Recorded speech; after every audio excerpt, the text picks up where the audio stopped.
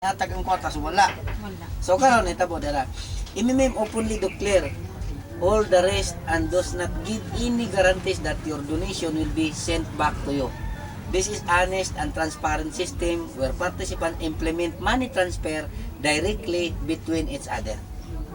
So meaning, kung mutabang ka karon, ang may tabo dia kay pag naon mo appeal ka ni karon naman kay account. For Facebook account. So karon dito sa imong account karon, mayon ka mo donate kog 200, imong i-post karon dito nga na kay 200 nga itabang. Then either unya, ugma o sunod semana o sunod bulan, na imong appear nga pangalan kung kinsa nga tao ang imong tabangan. So ikaw ang mag-money transfer. So ang saon na nimo ron pagpangingon nga ang kwarta to adto. So karon lang wala gi sa 100% nga garantiya nga katong imong gidonate mobalik to nimo. Ngano man ta karon gitabang nimo sa imo ditong pangayo pagbalik sa kuwang gitabang naman to nimo, tama? Okay. So karon ana. Magisgot na pud ta karon nga ang MMM legal ba? Okay.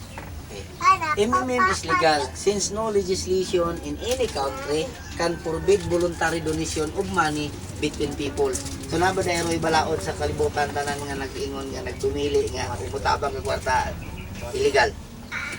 So di ba? So, excuse me sa ang imo